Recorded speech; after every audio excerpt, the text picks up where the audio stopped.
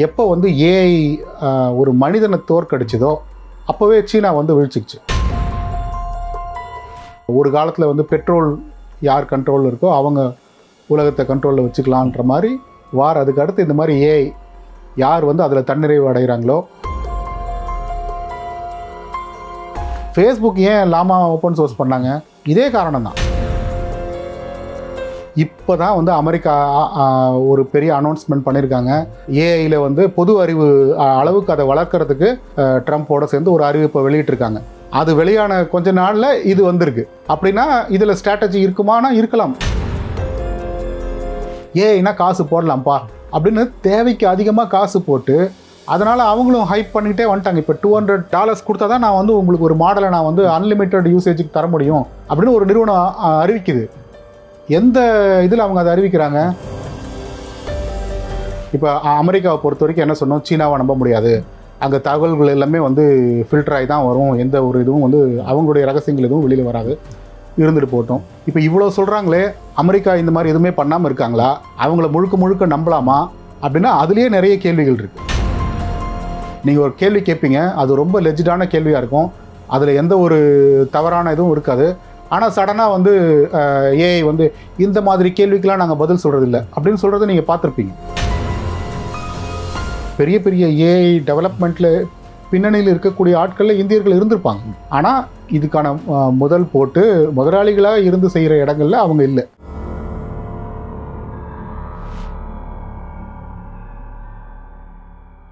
வாத்தமிழா பார்வையாளர்களுக்கு வணக்கம். ஏஐ என்னும் செயற்கை நுண்ணறிவு தொழில்நுட்பம் தான் இனி உலகையே ஆளப்போகிறது என நம்பப்படுகிறது. கடந்த சில வருடங்களாகவே இது தொடர்பான விவாதங்கள் நடைபெற்று வருகிறது. இந்நிலையில் சீனாவின் புதிய டீப் சீக் செயலி இத்துறையில் பெரிய புரட்சியை ஏற்படுத்தியுள்ளது. இதனால் அமெரிக்க நிறுவனங்கள் ஆட்டங்கண்டுள்ளன என சொல்லப்படுகிறது. என்ன நடக்கிறது டெக் உலகில்? இது தொடர்பான நம் சந்தேகங்களுக்கு விளக்கம் அளிக்க இருக்கிறார் ஏஐ ஆராய்ச்சியாளர் எழுத்தாளர் அருள்குமாரன் அவர்கள். அவருடன் பேசலாம். வணக்கம் சார். வணக்கம் சார். முதல்ல வந்து நம்ம அந்த டீப் சீக் பற்றி பேசுறதுக்கு முன்னாடி ஏஐ செயற்கை நுண்ணறிவு தொழில்நுட்பங்கிறது என்ன, அது கடந்து வந்த பாதையை பற்றி சுருக்கமாக சொல்ல முடியும்? குறுகிய காலத்தில் ஆரம்பித்து கடகடன் ரொம்ப பிரம்மாண்டமாக அது வளர்ந்ததுனால அது பெரிய அளவு மக்களால் பேசப்படக்கூடிய ஒன்றாக ஆயிடுச்சு. இப்போ என்ன செய்கிறது அப்படின்னு பார்த்தோன்னா, ஜெனரேட்டிவ் ஏஐயை முக்கியமாக எடுத்துக்கலாம். முடிவடையாத ஒரு வாக்கியம் கொடுத்தீங்கன்னா அதுக்கு அடுத்த வார்த்தை என்னவாக இருக்கும் அப்படின்னு அதால் ஊகிக்க முடிகிறது. அது எப்படி அந்த ஊகம் கிடைக்கிறது அப்படின்னா, நம்ம பல காலமாக இன்டர்நெட்டில் தகவல்களை சேமிச்சுட்டே இருக்கும். அப்படி சேமித்த தகவல்கள் வந்து மனிதர்களே எடுத்து பயன்படுத்தினதோடு சரி, அதுலேருந்து விக்கிபீடியா இந்த மாதிரி சில இடங்களில் தொகுத்து வைக்கிறது, இது மாதிரி மனிதர்கள் பயன்பாடுக்காக பண்ணிகிட்டு இருந்தோம். இப்படி அத்தனை தரவுகளையும் கொடுத்து ஒரு மாடலை நம்ம ட்ரெயின் பண்ணோன்னா அதால் இன்ன ஆள் மாதிரி நீ பேசணும் அப்படின்னு அதுக்கு ஒரு இன்ஸ்ட்ரக்ஷன் கொடுத்துட்டு அந்த நபர்கிட்ட நீங்கள் என்ன கேள்வி கேட்கணும்னு நினைக்கிறீங்களோ அதை கேட்டால் அவர் முன்னமே என்னெல்லாம் பதில் சொல்லியிருக்காரோ அதை வச்சு அதால் பதில் சொல்ல முடிகிறது. இப்படி ஏற்கனவே முன்னாடி இருந்த நபர், இல்லவே இல்லாத நபர், இந்த நபர்களுடைய மிக்ஸ் ஒன்று அப்படின்னா அவருக்கு இந்தந்த குணங்கள் இருக்கணும், கல்யாண குணங்கள் என்னென்ன வேணும்னு நீங்கள் ஒரு சொல்லிட்டீங்கன்னா அப்படி ஒரு நபரை படைச்சி அந்த நபருடைய பேச்சு எப்படி இருக்கும், நையாண்டி கலந்து தான் அவர் பதில் சொல்லுவார், கவித்துவமாக தான் அவர் பதில் சொல்லுவார், இப்படிலாம் நீங்கள் வந்து ஒரு குறிப்பு கொடுத்துட்றீங்க அவரை பற்றி, இன்னாரோட நான் பேச விரும்புகிறேன் அப்படின்னு. அப்போது அவர்கிட்ட உரையாடுற மாதிரியே உங்களுக்கு வந்து அதை பதில் சொல்ல முடியும். இப்போ இந்த நிலைமையில் சார், இப்போ இந்த டீப் சீக் வந்திருக்கு, இது ஒரு பெரும் புரட்சியாக பார்க்கப்படுது. நீங்கள் கூட அதை ஒரு பெரிய ஒரு கொண்டாட்டமாக நம்ம அதை வரவேற்கணும் அப்படின்னு எழுதியிருக்கீங்க. ஆமாம் ஆமாம். ஏன் இந்த டீப் சீக் முக்கியம்னு நினைக்கிறீங்க? ChatGPT இருக்குது, கூகுளோட ஜெமினிலாம் இருக்குது. ஸோ அது எந்த வகையில் இது பெட்டர் அப்படின்னு தோணுது? தொழில்நுட்பம் அப்படிங்கிற அளவில் பார்த்தோம்னா என்ன பண்ணுறோம், நம்ம முடிஞ்ச அளவுக்கு அது எல்லாமே என்ன பண்ணுது அப்படின்னா மனிதர்களை பார்த்து அதே மாதிரி பிரதி எடுத்து வேலை செய்யணும் அப்படிங்கிறது தான் அதுக்கான நோக்கமாக இருக்குது. ஆனால் அது எப்படி இயங்குதுன்னா மனிதர்களுடைய அடிப்படையிலேருந்து ஒரு விஷயத்தில் வந்து கொஞ்சம் வேறுபட்டு இருக்குது. நம்ம என்ன பண்ணுவோம், பெரும்பாலும் ஏதோ ஒரு கேள்வி கேட்டால் அதற்கு சில நேரம் நம்ம யோசித்து தான் பதில் சொல்ல வேண்டியிருக்கும். அதுக்கு இது பொருத்தமாக இருக்குமா, அது பொருத்தமாக இருக்குமா, அவங்க கேட்ட கேள்வி என்ன, நமக்கு அது முழுசாக புரிஞ்சிருச்சா இல்லையா, இதெல்லாம் யோசிச்சுட்டு பதில் சொல்கிற ஒரு வாய்ப்பு வந்து மனிதர்களுக்கு இருந்தது. ஆனால் ஏஐக்கு பொறுத்த வரைக்கும் அதை சுவிட்சை தட்டி விட்ட மாதிரி நீங்கள் வந்து வார்த்தைகளை அடுக்குனீங்கன்னா அதுக்கு அடுத்த வார்த்தையை அதை சொல்லியே ஆகணும். அதற்கு யோசிக்கிறதுக்கு நிறுத்துறதுக்குங்கிற ஒரு வாய்ப்பே கிடையாது. கடன்னு பேசணும். யாரெல்லாம் யோசிக்காமல் பேசுகிறாங்களோ அவங்க எப்படி பேசுவாங்க அப்படிங்கிறது நமக்கு தெரியும். அதே மாதிரி தான் அந்த பேச்சும் அமைஞ்சது. அதில் கொஞ்சம் தெளிவின்மை இருந்தது, குழப்பங்கள் இருந்தது, பெட்டராக அதால் சிந்திக்க முடியுமே, அப்படி சிந்திக்கலையேங்கிற மாதிரி இருந்தது. இதையெல்லாம் போக்குறதுக்கு என்ன பண்ணலாம் அப்படின்னு அவங்க யோசித்த போது செயின் ஆஃப் தாட் அப்படின்னு ஒன்று சொல்லுவாங்க. அது ஒரு நினைவு சங்கிலி. இதற்கப்புறம் இது இப்படி அப்படின்னு ஸ்டெப் பை ஸ்டெப்பாக ஒரு விஷயத்தை நீங்கள் யோசிக்க முடியும்னு வச்சுக்கோங்களேன். உங்களுக்கு ஒரு விஷயம் ஒரு கேள்வி கேட்கப்படுதுன்னா அதை வந்து பகுதி பகுதியாக பிரித்து ஒவ்வொன்றத்தை பற்றியும் யோசித்து அதுக்கப்புறம் மனசில் தெளிவாக வச்சுக்கிட்டு நீங்கள் பதில் சொல்லும்போது தெளிவாக வரும். பெரும்பாலும் நம்ம அப்போ தானே செய்கிறோம் உள்ள. இதுவும் கூட ஆரம்ப கட்டத்தில் எப்படி இருந்துச்சுன்னா நம்ம கேட்டதுக்கு பதில் சொல்லணுங்கிறதுல உள்ள முதல்ல ஸ்டெப்ஸை அடிக்கிட்டு அடுத்து அது பதில் சொல்லிகிட்டே வரும். ஸோ அந்த ஸ்டெப்ஸு அதுக்கப்புறம் ஃபைனல் ஆன்சர் அப்படின்னு அது நேராக வந்துடும். அது கொஞ்சம் இம்ப்ரூவ்மெண்ட்டாக இருந்தது. இதை தாண்டி டீப்சீக் கொஞ்ச நாளாகவே இருந்தாங்க. அவங்களுடைய கோடிங் கேப்பபிலிட்டிலாம் பெட்டராக இருந்துச்சுன்னு அதை பயன்படுத்துகிறதும் ஒரு பக்கம் நடந்துட்டு இருந்துச்சு. இப்போ சமீபத்தில் நடந்த பெரும் புரட்சி எதனால் வந்து அதை எல்லாரும் கொண்டாடுறாங்க, அமெரிக்காவே திரும்பி பார்க்குது, அங்கே பொருளாதார வீழ்ச்சியே நடக்குது அந்த பக்கம் ஏஐ நிறுவனங்களுக்கு பொறுத்த வரைக்கும்.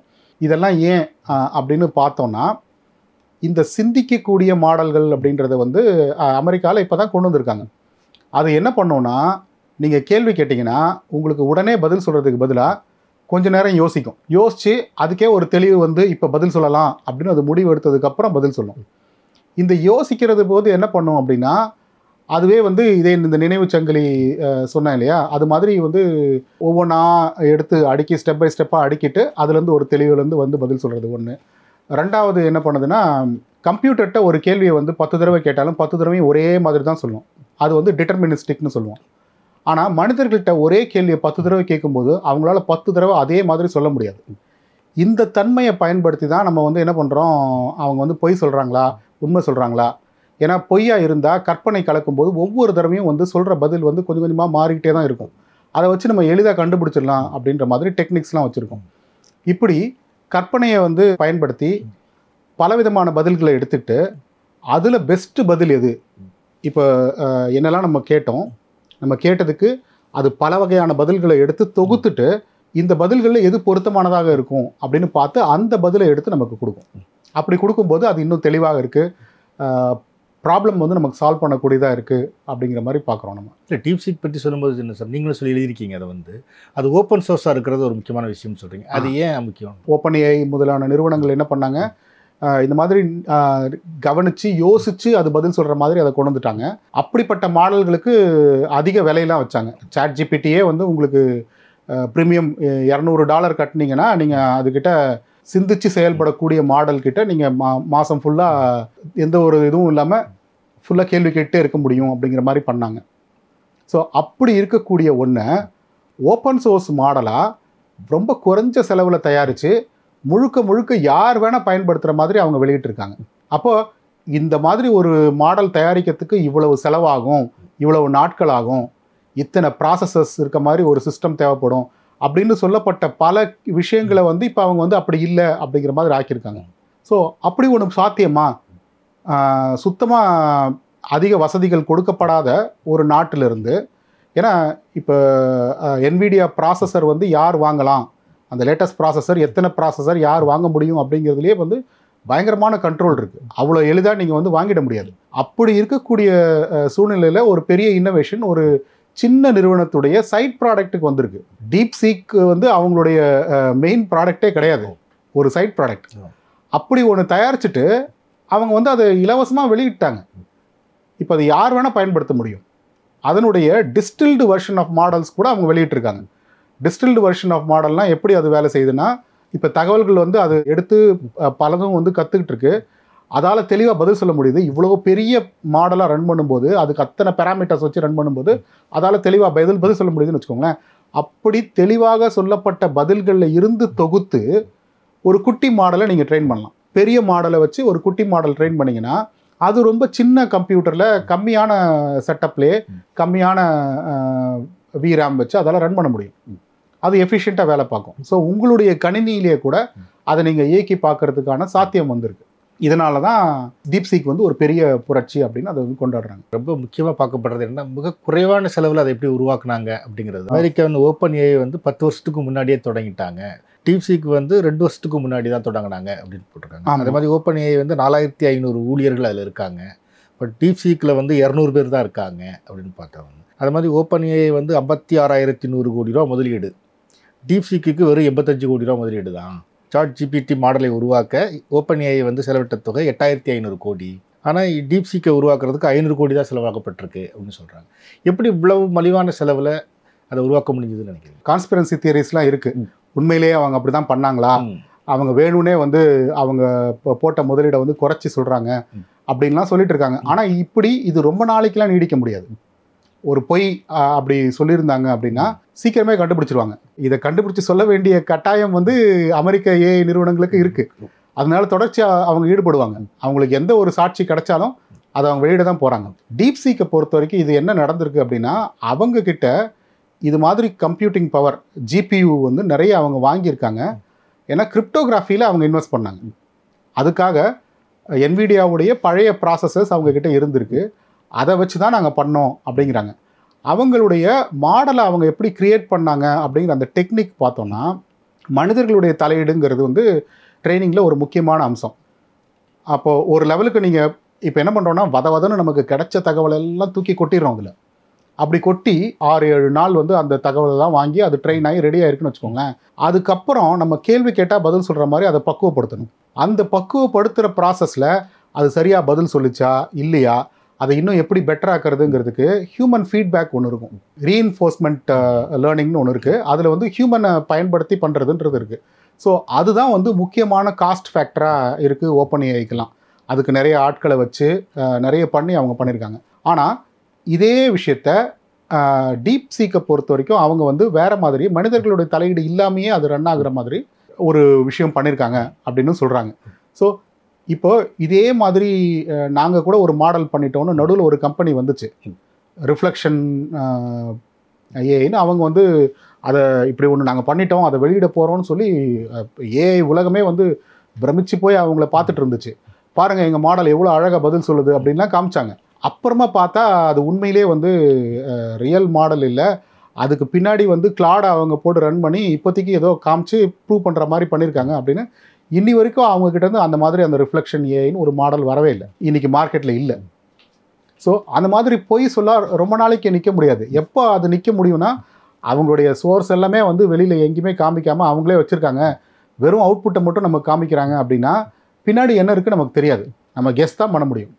அந்த மாதிரி இடங்கள்லேயே கூட இன்ஃபேக்ட் முதல்ல நாங்கள் இந்த மாதிரி ஓப்பன் சோர்ஸாக வெளியிட போகிறோம், ரிஃப்ளெக்ஷன் ஏஐ இருக்குது நாங்கள் பண்ணுறோம் அப்படின்னு சொன்ன போதே அதுக்கிட்ட கேள்வி கேட்டு கேட்டு அதுக்கு பின்னாடி இருக்கக்கூடிய இன்ஜின் என்ன அப்படின்னு கண்டுபிடிச்சிருக்காங்க மக்கள். நேரடியாக உங்களோட அந்த எல்எல்எம்மோட பேச முடியாது, அவங்களுடைய இடைமுகம் என்ன இருக்கோ அது வழியாக தான் நீங்கள் பேசுகிறீங்க. அப்படி இருக்கும்போதே கேட்குற விதமாக கேட்டு அதுக்கிட்ட பதிலை வாங்கியிருக்காங்க. அப்படி தான் அவங்களுடைய பொய் வந்து அம்பலமாச்சு. ஸோ அந்த மாதிரி இவங்களால பண்ண முடியாது, பண்ணாலும் ரொம்ப நாள் நிற்க முடியாதுங்கிறது இருக்குது. முழுக்க அவங்க எல்லாத்தையும் கொடுத்துட்டாங்க. இதை பயன்படுத்துறதுல என்னெல்லாம் தடை இருக்கும். இப்போ அமெரிக்காவை பொறுத்த வரைக்கும் என்ன சொன்னோம், சீனாவை நம்ப முடியாது, அங்கே தகவல்கள் எல்லாமே வந்து ஃபில்டர் ஆகி தான் வரும், எந்த ஒரு இதுவும் வந்து அவங்களுடைய ரகசியங்கள் எதுவும் வெளியில் வராது, இருந்துட்டு போட்டோம். இப்போ நம்ம கொடுக்குற தகவல்லாம் அவங்க பயன்படுத்தி வேறு ஏதோ பண்ணிவிடுவாங்க. ஓ அப்படி அவங்க பண்ணிவிடுவாங்க அப்படின்னா என்னெல்லாம் பாசிபிலிட்டி இருக்குது. இப்போ இது வந்து க்ளோஸ்டு சோர்ஸ், அவங்கக்கிட்ட மட்டும்தான் இருக்குது. இந்த ஏஐயே வந்து அவங்கக்கிட்ட தான் இருக்குது. ஒவ்வொரு தடவை நீங்கள் பேசும்போதும் அது சீனா சர்வருக்கு போயிட்டு தான் வரும் அப்படின்னு இருந்துச்சுன்னா மேபி நீங்கள் பயப்படுற மாதிரி இருக்கலாம். இப்போ இவ்வளோ சொல்கிறாங்களே, அமெரிக்கா இந்த மாதிரி எதுவுமே பண்ணாமல் இருக்காங்களா, அவங்கள முழுக்க முழுக்க நம்பலாமா அப்படின்னா அதுலேயே நிறைய கேள்விகள் இருக்குது. அவங்க என்னென்ன பண்ணுறாங்க அப்படிங்கிறது வெளியாகிற வரைக்கும் நமக்கு தெரியறதில்ல, நம்ம நம்பிட்டு தான் இருக்கோம்.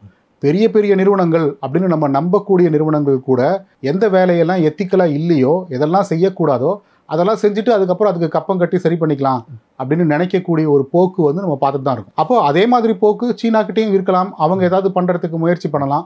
இப்போ அமெரிக்காவுடைய ஏகாதிபத்தியத்துக்கு அது ஒரு பிரச்சனையாக வந்துடலாம். அப்போ அதுக்கெல்லாம் பார்த்து நீங்கள் இது வந்து சீனாவுக்கு நான் தகவல் அனுப்ப வேண்டாம் அப்படின்னு நினைக்கிறவ இருந்தால் கூட இந்த மொத்த மாடலே வந்து அவங்க கொடுத்துட்டாங்க. இந்த மாடலை யார் வேணால் ரன் பண்ண முடியும். இப்போ ஆல்ரெடி அமெரிக்க நிறுவனங்கள் இதே டீப்சீக் மாடலை அவங்க ஹோஸ்ட் பண்ணுறாங்க. அமெரிக்காவில் இருக்கக்கூடிய சர்வர்களில் அதை ஹோஸ்ட் பண்ண ஆரம்பிச்சிட்டாங்க, எலான் மஸ்க் உள்பட. அது வந்து ஒரு சர்வீஸாக கிராக் வழியாக வந்து டீப்சீக் கிடைக்குது. அதை இலவசமாக கூட கொடுக்குறாங்க ஏபிஐலாம். ஸோ அந்த மாதிரி வர ஆரம்பித்ததுனால உங்களுக்கு அப்படி ஒரு பயம் இருந்தால் கூட அதை பயன்படுத்துறதுக்கான வாய்ப்பு தொடர்ந்து இருக்க தான் செய்யுது. அதனால் இதை கொண்டாடலாம் அப்படின்னு நான் நினைக்கிறேன். ஏன்னா நீங்கள் இப்போ எதெல்லாம் ஓப்பனாக இல்லாத வரைக்கும் நம்ம ஒரு பெருநிறுவனத்துடைய அடிமையாக தான் இருக்கும். அவங்களுடைய அஜெண்டாவுக்கு போக தான் அது நமக்கு உழைக்கும். அதை தாண்டி தான் அது எதுவும் செய்ய முடியும். நீங்கள் ஒரு கேள்வி கேட்பீங்க, அது ரொம்ப லெஜிடான கேள்வியாக இருக்கும், அதில் எந்த ஒரு தவறான இதுவும் இருக்காது. ஆனால் சடனாக வந்து ஏஐ வந்து இந்த மாதிரி கேள்விக்கெலாம் நாங்கள் பதில் சொல்கிறது இல்லை அப்படின்னு சொல்கிறத நீங்கள் பார்த்துருப்பீங்க. இதுக்கெலாம் சொல்ல முடியாது இப்போ அப்படின்னு டக்குன்னு நிறுத்திடும். அப்போது அது எல்லாமே வந்து எல்எல்எம் தான் பண்ணுதா அப்படின்னா இல்லை. நடுவில் இருக்கக்கூடிய இடைமுகம் வந்து நிறைய ஃபில்டர்ஸ் வச்சுருக்கு, நியாயமான காரணங்களுக்காகவும் வச்சுருக்கு. ஒரு வெடிகுண்டு தயாரிக்கிறது எப்படி, ஒரு ஊரையே கொல்றது எப்படி, இது மாதிரிலாம் கேள்விகள் கேட்கும்போது அதெல்லாம் பதில் சொல்லக்கூடாது அப்படிங்கிறது இருக்குது. அதை வந்து ஏஐயை கொடுக்கக்கூடிய நிறுவனம் செயல்படுத்தணுங்கிற கட்டாயங்கள் இருக்குது. அதற்காக இருக்கக்கூடிய சேஃப்கார்ட்ஸ் இருக்கு இல்லையா, அது அதற்காக மட்டும்தான் பயன்படுதா, அதை தாண்டி அது என்னெல்லாம் பண்ணுது அப்படிங்கிறது நம்ம பார்க்க வேண்டிய விஷயமா இருக்குது. அமெரிக்காவோட வந்து அந்த மைக்ரோசிப் தடைக்கு வந்து ஒரு எதிரான ஒரு உளவியல் யுத்தம் தான் இந்த டீப்சீக், சீனாவோட டீப்சீக் அப்படின்னு சொல்கிறாங்க. வந்து அரசாங்கத்தோட உதவியோட பெரும் பணத்தடத்தோட செலவு பண்ணப்பட்டிருக்கு அப்படின்னு சொல்கிறாங்க. நீங்கள் எப்படி பார்க்குறீங்க? அப்படி இருக்கலாம். இதை வந்து எந்த நேரம் அவங்க வெளியிட்டாங்க, இப்போ தான் வந்து அமெரிக்கா ஒரு பெரிய அனௌன்ஸ்மெண்ட் பண்ணியிருக்காங்க. ஸ்டார்கேட்னு ஒரு பெரும் முதலீடு வந்து ஏஐயில் வந்து பொது அறிவு அளவுக்கு அதை வளர்க்குறதுக்கு நாங்கள் செலவழிக்க போகிறோம்னு பல நிறுவனங்கள் சேர்ந்து ட்ரம்ப்போட சேர்ந்து ஒரு அறிவிப்பை வெளியிட்டிருக்காங்க. அது வெளியான கொஞ்ச நாளில் இது வந்திருக்கு. அப்படின்னா இதில் ஸ்ட்ராட்டஜி இருக்குமானா இருக்கலாம், தெரியல. எது எப்படி இருந்தாலும் பொதுமக்களாகவும் இன்னொரு சக நாடாகவும் வரவேற்கத்தக்க முயற்சி தான் இது. எப்பவுமே எந்த ஒரு ஒரு பர்டிகுலர் கண்ட்ரி மட்டும் தலையெடுத்து அவங்கக்கிட்ட மட்டும் எல்லாமே இருக்குது அப்படின்னா அது வந்து பெரிய பிரச்சனைக்கு தான் வழிவகுக்கும். எப்பவுமே காம்படிஷன் நல்லது. அப்போ இன்னொரு நாடு அது வளருதுன்னா அது நமக்கு எதிரி நாடாகவே இருந்தால் கூட அது நல்லது தான். அந்த வகையில் நம்ம அதை வரவேற்கலாம். அதான் சார், அந்த டீப்சீக்கை உருவாக்குனது லியாங் வென்ஃபெங் பற்றி அவரை பற்றி சொல்லும்போது என்ன சொல்கிறாங்கன்னா, சீனாவுக்கு வெளியே போய் கூட அவர் படிக்கலை அப்படின்னு சொல்கிறாங்க. வந்து எப்படி இந்த சாதனை அவர் பண்ணாருன்னு நினைக்கிறேன்? சீனாவில் என்ன பண்ணாங்கன்னா, முதல்ல கோ விளையாட்டில் எப்போ வந்து ஏஐ ஒரு மனிதனை தோற்கடிச்சதோ அப்போவே சீனா வந்து வீழ்ச்சிக்குச்சு. ஏஐ வந்து ஒரு பெரும் சக்தியாக உருவெடுக்க போகுது அப்படிங்கிறத வந்து அவங்க அப்போவே உணர்ந்துட்டாங்க. எந்த அளவுக்கு அமெரிக்கா இதுக்கு வந்து முதலீடு போட்டு ஆட்களை வளர்த்ததோ அதே அளவுக்கோ இல்லை அதை விட அதிகமாகவோ அவங்க வெளியே தெரியாமையே நிறைய பண்ணியிருக்காங்க. அங்கே கல்லூரி படிப்புகள்ல இருந்து எல்லாத்துலேயுமே ஏஐக்கான சப்போர்ட் வந்து ரொம்ப பெருசாக இருந்திருக்கு. ஒரு பெரிய நெட்வொர்க் இருந்திருக்கு. அந்த இன்ஃப்ராஸ்ட்ரக்சர், அந்த நாலேஜ் பேஸை வச்சு தான் இப்போ ஏஐ மாடல் ஓப்பன் சோர்ஸ்னு ஆனதுக்கப்புறம் யார் வேணால் எடுத்து அதை சோதித்து பார்க்கலாம், ஃபர்தராக அதை வந்து மாடிஃபை பண்ணலாம். இந்த மாதிரி ஆனதுக்கப்புறம் பல நிறுவனங்கள் குதிச்சுது. அதில் அதிகம் நிறுவனங்கள் பார்த்தோன்னா சீன நிறுவனங்களாக இருக்கும். அவர்களுடைய மாடல்களும் வந்துச்சு. இது ஒரு பெரும் போட்டி தான். இப்போ எப்படி ஒரு காலத்தில் வந்து பெட்ரோல் யார் கண்ட்ரோலில் இருக்கோ அவங்க உலகத்தை கண்ட்ரோலில் வச்சுக்கலான்ற மாதிரி, அடுத்து சிலிக்கான் வார், அதுக்கு அடுத்து இந்த மாதிரி ஏஐ யார் வந்து அதில் தன்னிறைவு அடைகிறாங்களோ, யாரால் வந்து ஆர்டிஃபிஷியல் சூப்பர் இன்டெலிஜென்ஸ் அடைய முடியுதோ அது அவங்களால எல்லாரையுமே அடிமைப்படுத்த முடியும், அவங்கள யாராலும் வீழ்த்த முடியாது. இதனால் இதுக்கு வந்து முதலீடு போடுறது வந்து இப்போ அதிகமாக இருக்குது. அமெரிக்க அதிபர் ட்ரம்ப் சொல்லும்போது என்ன சொல்கிறாருன்னா, இது நமக்கான ஒரு எச்சரிக்கை மணி, உலகத்திலேயே பெரிய வல்லுநர்கள் நம்மகிட்ட தான் இருக்காங்க, நம்மளும் இதை எதிர்கொள்ளணும் அப்படிங்கிற மாதிரி சொல்கிறார். இன்னொன்றும் இதில் பாருங்களேன், இப்போ க்ரியேட்டிவிட்டி அப்படிங்கிறது என்ன, படைப்பூக்கம்ங்கிறது எங்கேருந்து வருது, இது மாதிரிலாம் யோசித்து பார்த்தீங்கன்னா உங்களுக்கு கட்டற்ற ஒரு நிலைமை உங்களுக்கு கொடுத்துட்டா, நீங்கள் ஒரு ஓவியர்னு வச்சுக்கோங்களேன், எல்லாம் நீங்கள் கேட்ட அத்தனையும் கொடுத்து ஒரு பெரிய கேன்வாஸை கையில் கொடுத்து வரைங்க அப்படின்னு சொன்னால் சடனாக நீங்கள் பிளாங்க் ஆகிட்டு எதுவுமே வரையாமல் இருக்கிறதுக்கு பாசிபிலிட்டி இருக்குது. நீங்கள் இப்படி மட்டும் கோடே போடக்கூடாது, ப்ரஷ்ஷை கீழே வச்சா எடுக்காமையே ஓவியம் வரையணும். இது மாதிரி கன்ஸ்ட்ரைன்ஸ் நீங்கள் போட போட போட திடீர்னு பார்த்தா க்ரியேட்டிவிட்டி பயங்கரமாக ஊற்று எடுத்து வர்றதை நீங்கள் கவனிக்க முடியும். சுதந்திரம் தான் வந்து எல்லையற்ற ஒரு க்ரியேட்டிவ் ப்ராசஸ்க்கான வழி அப்படின்னு நம்ம நினைக்கிறோம். அப்படி இல்லை. சில நேரங்களில் நமக்கு கொடுக்கப்படுகிற தடைகளே வந்து நம்ம வெற்றிக்கு காரணமாக அமைஞ்சிருது. அப்படி அவர்களுக்கு சிப் கிடைக்காம இருந்தது, கம்மியான ரிசோர்ஸஸ் தான் அவங்களால போட முடியும், அவ்வளோதான் அஃபோர்ட் பண்ண முடியும். இப்படிலாம் இருந்தது கூட அவங்க வேறு வழியில் சிந்திக்கிறதுக்கான காரணியாக இருந்திருக்கலாம். அப்படி இல்லைன்னு வச்சுக்கோங்களேன், கையில் காசு இருக்குது, நினச்சா எவ்வளோ ப்ராசஸர் வேணால் வாங்க முடியும் அப்படின்னா, ஒன்றுக்கு பதில் 10 ப்ராசஸர் போடு, இப்போ இன்னும் கொஞ்சம் அதிகமாக வருதா, இன்னும் பெட்டராக வேலை செய்தா, சரி இன்னும் கொஞ்சம் காசை போடு அப்படின்னு காசு இருக்கவன் காசை போடுறான், காசு இல்லாதவன் அறிவை போடுவான்ல. அந்த மாதிரி ஒரு விஷயமா கூட இதை நம்ம பார்க்கலாம். அது ரெண்டாவது சார், இது சம்மந்தமாக வர்ற எல்லா செய்திகள்லையும் பார்த்தீங்கன்னா, ஊடக செய்திகளில் ஆட்டம் காணும் அமெரிக்கா, அமெரிக்காவுக்கு ஆப்பு வைத்த சீனா, இந்த மாதிரியே வைக்கிறாங்க. வந்து ஏன் அமெரிக்காவுக்கு இது ஒரு பெரிய அச்சுறுத்தலாக பார்க்கப்படுது? அமெரிக்கா இதில் நிறைய முதலீடு போட்டிருக்கு. அவங்க தான் இப்போ டாப்பில் இருக்காங்க. அவங்கள நம்பி தான் சுற்றி இருக்கக்கூடிய பல நிறுவனங்கள் இருக்குது. அதை தவிர ஏஐயில் டாப்பில் வந்து அமெரிக்காவை தவிர 1-2 நிறுவனங்கள் தான் மற்ற நாடுகளிலிருந்து வந்திருக்கு. அதனால் அவங்க கண்ட்ரோல் இருக்கக்கூடிய ஒன்று அப்படின்னு நம்பி அதனால் முதலீடு அதிகமாக போடப்பட்டு இப்போ ஏஐக்குன்னு ஒரு ஹைப் இருக்குது.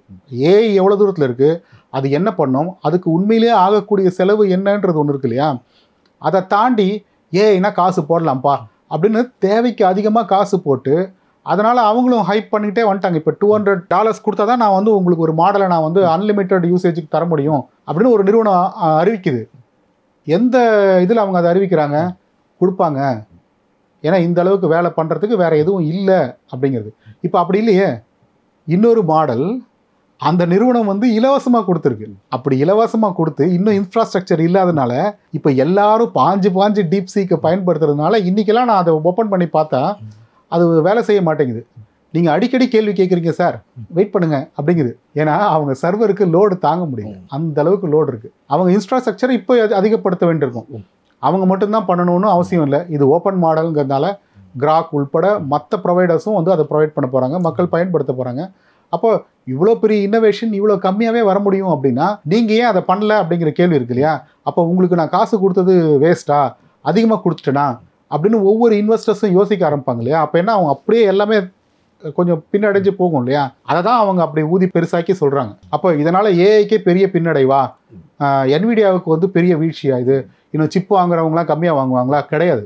என்ன ஆகுது, இன்னும் எளிதாக இன்னும் அதிகம் பேருக்கு போய் சேரக்கூடியதாக ஏஐ மாறி இருக்கு இல்லையா.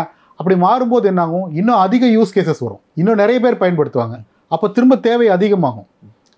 நம்ம வந்து அடுத்தடுத்த படிகள் போகும்போது எந்த அளவுக்கு எனர்ஜியை குறைச்சி செலவு பண்ணி இதை பண்ண முடியுமோ, எந்த அளவுக்கு எஃபிஷியண்ட்டாக பண்ண முடியுமோ அது பண்ணிகிட்டே தானே வருவோம். அப்படி எஃபிஷியண்ட்டாக பண்ணோன்னா அப்போ இன்னும் தேவை அதிகமாகிட்டு தான் போகும், நிற்க போகிறது கிடையாது.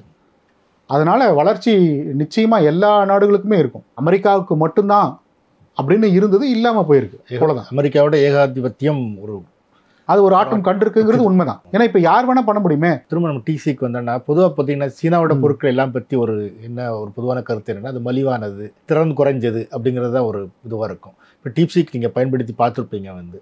ஸோ அதன் அடிப்படையில் எப்படி சாட் ஜிபிடி ஜெமினியோடலாம் ஒப்பிடும்போது ரொம்ப சிறப்பாக செயல்படுது அப்படிங்கிறது பயன்படுத்தின எல்லாருமே சொல்லியிருக்காங்க. அதனுடைய அது வந்து ஓப்பன் ஏஐக்கு இல்லாத ஒரு அம்சம் அதில் இருக்குது, திங்கிங் மாடலில்.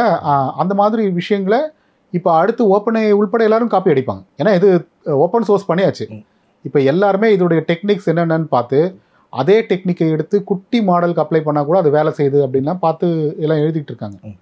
அதனால் இது இன்னும் பரவலாக எல்லார்ட்டையும் வரும். அது மாதிரி சீனாவோட பொருட்கள் பற்றி இன்னொன்று சொல்லப்படுறது அந்த வந்து அது முழுக்க வந்து ஒரு நகல் எடுக்கப்பட்டது, போலியானது அப்படிங்கிறதும் சொல்லுவாங்க. ஆமாம், அவங்க மைக்ரோசாஃப்ட் கூட டீப்சீக் பற்றி அந்த மாதிரி ஒரு சொல்லியிருக்கேங்கிற மாதிரி செய்தி பார்த்தாங்க. இப்போ ஆரம்பத்தில் வந்து சீன பொருட்கள் வந்து மலிவு விலைக்கானது, தரம் குறைந்தது அப்படிங்கிற மாதிரி உண்மையிலே இருந்தது. அங்கேருந்து பொருட்களை போட்டு குவிச்சு தள்ளினாங்க இங்கே. இது இப்போ இந்தியா வந்து சீனாவுடைய டம்ப் யார்டு மாதிரி அவர்கள் பொருட்களை உற்பத்தி பண்ணி கொண்டு வந்து இங்கே குவிச்சு, இங்கே உள்ளூர் உற்பத்திக்கெலாம் வந்து அவ்வளோ விலை கொடுக்கணுமா, இது இவ்வளோ சீப்பாக கிடைக்குது அப்படிங்கிற மாதிரி ஒரு இமேஜ் எல்லாம் இருந்தது வந்து உண்மைதான்.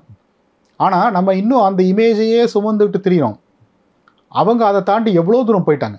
இப்போ குவாலிட்டி அளவுலையும் அவங்களுடைய ப்ராடக்ட்ஸ் வந்து ரொம்ப நல்லா இருக்குது, சுப்பீரியராக இருக்குங்கிறத ப்ரூவ் பண்ணிட்டாங்க. நம்மளே வந்து எப்படி ஆண்ட்ராய்ட் ஃபோன்லாம் வாங்கலாம் அப்படின்னா சீன நிறுவனங்கள் தயாரிப்பு வந்து வாங்கலாங்கிற மாதிரி ஆயிடுச்சு இல்லையா. எத்தனை நிறுவனங்கள் வந்து முன்னணி நிறுவனங்களாக இப்போ இருக்குது. அதனால் அவங்க அந்த இடத்துலேருந்து நகர்ந்துட்டாங்க. அந்த இமேஜோடையே நம்ம தொடர்ந்து அவங்கள பார்க்க வேண்டியதில்லை அப்படின்னு நினைக்கிறேன். அது மாதிரி சார், இவங்க அந்த டீப்சீக் சம்மந்தமாக முகநூலில் அவங்க சேஷாத்ரி தனசேகரன் சில கவலைகளை வெளியிட்டிருந்தாங்க. நீங்கள் கூட அதை ஃபார்வர்ட் பண்ணிங்க. அவங்க என்ன சொல்கிறாங்கன்னா, டீப்சீக் வந்து ஒரு பிரச்சார கருவி தான், அதில் நன்மைகள் பல இருக்கின்ற போதிலும் சீன அரசாங்கத்தின் பிரச்சார நோக்கங்களுக்கான அம்சங்களை அது கொண்டிருக்கு. அரசாங்க நிகழ்ச்சிகளை ஊக்குவிக்கும் அல்லது எதிர்கருத்துக்களை இழிவுபடுத்தும் வகையிலான நம்பத்தகுந்த சமூக ஊடக கருத்துக்கள் மற்றும் கட்டுரைகளை உருவாக்கி ஆன்லைன் விவாதங்களை பாதிக்கும், எதிர்ப்பை கண்டறிந்து அடக்கவும் பயன்படுத்தப்படலாம் அப்படின்னு சொல்கிறாங்க. இப்போ இது மாதிரி மாடல் பண்ணக்கூடிய மற்ற நிறுவனங்கள் பண்ணவே இல்லைன்னு நினைக்கிறோமா? இல்லை. எந்தெந்த நிறுவனம் அவர்களுடைய மாடல்கள் வெளியிட்டிருக்காங்களோ அதில் அவர்களுடைய பர்சனல் அஜெண்டாங்கிறது ஒன்று உள்ளே இருக்கவே தான் செய்யுது. ஒன்று மாடலுக்குள்ளேயே இருக்கும், அப்படி இல்லை பூஜாரி ரூபத்தில் இருக்கும். நம்ம பேசணுன்னா அவங்க வழியாக தானே பேசுவோம். அப்போ நடுவில் தடுத்து இதை பண்ணலாம், இதை பண்ணக்கூடாது, இந்த மாதிரி கேள்விலாம் இங்கே வந்து கேட்கக்கூடாது இப்படின்னு சொல்கிறதும், சில தகவல்களை வந்து நியாயமான தகவல்களை கூட தரவே முடியாதுன்னு மறுக்கிறதும் நம்ம ஏற்கனவே பார்த்து தான் இருக்கோம். இப்போ அது அவங்க பண்ணுவாங்களான்னா நிச்சயம் பண்ணுவாங்க. ஆனால் அதை தாண்டி நம்ம வர முடியுமா அப்படிங்கிற கேள்வியை வச்சோன்னா நிச்சயம் முடியும். எதெல்லாம் ஓப்பன் சோர்ஸ் மாடலாக ஆச்சோ அது எல்லாமே வந்து ஜெயில் பிரேக்கிங், இப்போ ஈவன் க்ளோஸ்டு மாடல்ஸ்க்கே கூட ஜெயில் பிரேக்கிங்னு ஒன்று பண்ணுறாங்க. அது எதெல்லாம் தடுக்கப்பட்டிருக்கோ அதை தாண்டி அதை பேச வைக்கிறதுக்கு என்ன மாதிரியான ப்ராம்ப்ட் கொடுக்கணும், என்ன மாதிரி கேள்வியை வந்து நம்ம திருச்சி மாற்றி கேட்டோன்னா அதனுடைய தடைகளை தாண்டி அதுக்குள்ளே இருக்க தகவல்களை எடுத்து சொல்லுது அப்படிங்கிறத பார்த்துருக்காங்க. அதுக்கான தொடர் ஆராய்ச்சிகள் கட்டுரைகள்லாம் இருக்குது. அதுவாது வெறும் ப்ராம்ப்டை தவிர நமக்கு வேறு வழியே இல்லைங்கிற மாதிரி இருக்குது. ஆனால் முழுக்க அந்த மாடலே நம்மக்கிட்ட இருக்குது, அதனுடைய அத்தனை பேராமீட்டர்ஸும் நம்மக்கிட்ட இருக்குங்கும்போது எதெல்லாம் தடுக்கப்பட்ட தகவலோ அதெல்லாம் உருவிட்டு தடுக்கப்படாத தடை இல்லாத புதுசாக எந்தெந்த விடுபட்ட தகவல்களையோ சேர்த்து உண்டான மாடல்களை உருவாக்கக்கூடிய வாய்ப்பு வந்து எல்லாருக்குமே இருக்குது. எந்த நாடு வேணால் செய்யலாம், இந்தியா உள்பட எந்த நாடும் அதுக்கு கான்ட்ரிபியூட் பண்ண முடியும். அது மாதிரி அன்சென்சார்டு மாடல்கள்லாம் இருக்கு இல்லையா, அதெல்லாம் எப்படி வந்துச்சு?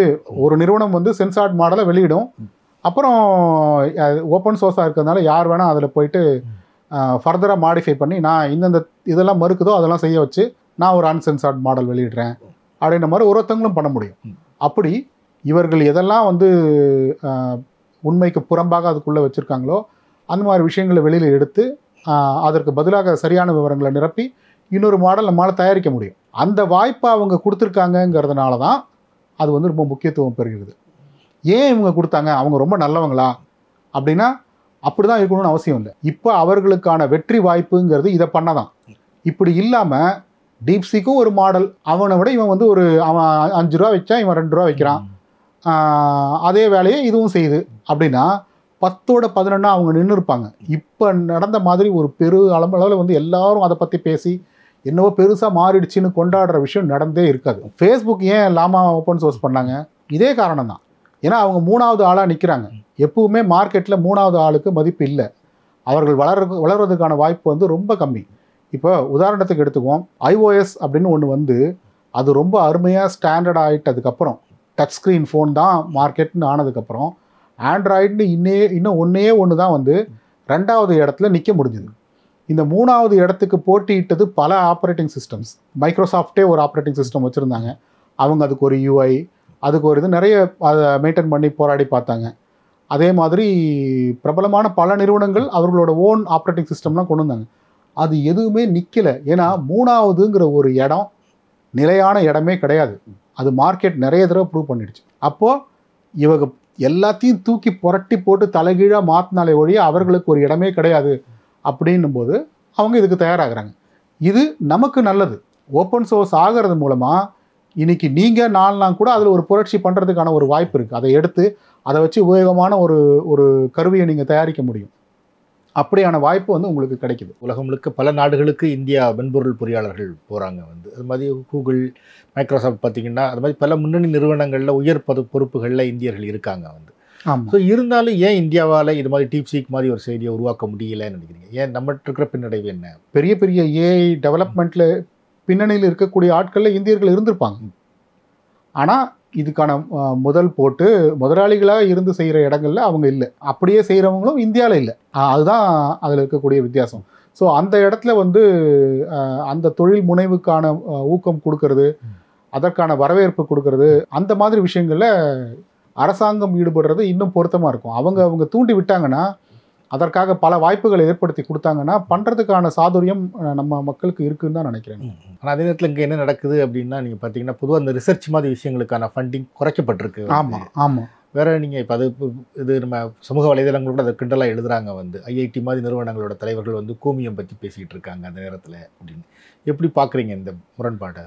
தேவையான விஷயங்களை அவங்க பேசணும், தேவையான விஷயங்களில் நம்ம முழுக்க ஈடுபடணும். அதற்கான வளர்ச்சி, அதுக்கான அடுத்தடுத்த கட்டங்கள், அதுக்கான விஷயங்கள் நிறைய செய்யப்படணும் அப்படின்னு நினைக்கிறேன். அதை விட்டுட்டு டிஸ்ட்ராக்ட் ஆகி வேறு விஷயங்களை பேசிகிட்டு இருக்கிறது, அரசியல்லையே நம்ம வந்து நின்றுடுறது, ஒட்டு மொத்தமாக வந்து நம்ம முன்னேறி போகணும், இந்தியர்களாக நம்ம முன்னேறி போகணும். அதற்கான வேலையை விட இந்த கட்சி எப்படி, அந்த கட்சி எப்படி, இந்த தோல்விக்கு யார் காரணம் அப்படின்னு அதில் பேசுகிறதுலே நம்ம நிறைய நேரம் செலவழித்து அதுலேயே நம்மளோட எனர்ஜிலாம் வீணாகி போகிற மாதிரி எனக்கு தோணுது. மோடி பேசும்போது ஒன்று சொல்லியிருக்காரு, நம்ம நிறைய கச்சா பொருட்களை ஏற்றுமதி செய்கிறோம், ஆனால் உருவாக்குறது இல்லை, உற்பத்தியை நம்ம திரும்ப வாங்குகிறோம் அப்படின்னு. உற்பத்தி பண்ணுற இடத்துக்கு நம்ம போகணும் அப்படின்னு சொல்லியிருக்காரு. ஒரு பிரதமர் இப்படி சொல்லியிருக்காரு. எப்படி பார்க்குறீங்க? உண்மையான விஷயம் அது பண்ணணும். ஏன்னா அது வந்து வெறும் ரா மெட்டீரியலாக இருக்கும்போது அதனுடைய மதிப்பு கம்மி. மதிப்பு கூட்டல் எப்போ நடக்குது, அந்த 4 பார்ட்டை சேர்த்து ஒரு ஒரு விஷயமா மாற்றினதுக்கப்புறம் அந்த அந்த பொருளுக்கு வந்து பயன்பாடு அதிகம், அதற்கு விலை அதிகமாக கொடுக்கவும் எல்லாரும் தயாராக இருப்பாங்க. ஸோ அந்த மாதிரி அடுத்த கட்டத்துக்கு நம்ம நகர வேண்டிய கட்டாயத்தில் இருக்கோம். நம்ம அதற்குண்டான ஆட்களும் இருக்கோம். நம்ம இப்போ உலகத்தில் நம்பர் 1 நம்ம தான் இல்லையா, ஜனத்தொகையில். ஆமாம் ஆமாம், அப்படி ஆயிட்டோம். அதை நம்ம பயன்படுத்திக்கணும். அதை ஆக்கப்பூர்வமாக பயன்படுத்துகிறோமா? இப்போ அவங்க வந்து அத்தனை பேரையும் உழைப்பாளிகளாக வச்சு ட்ரைவ் பண்ணி அவங்களால வந்து அவுட்புட் கொண்டு வர முடியுது. இங்கே அப்படி கிடையாது. இந்த வேலை நான் செய்வேன், இந்த வேலை நான் செய்ய மாட்டேன் அப்படின்னு சொல்கிறது. அந்த மாதிரி எனக்கு இதான் ஒத்து வரும், இதுதான் செய்வேன், இது செய்ய மாட்டேங்கிற மாதிரி நிறைய பேர் இருக்கும். அதுவே ஒரு பெரிய பிரச்சனையாகவும் உருவாகிட்டு இருக்குன்னு நினைக்கிறேன் இங்கே.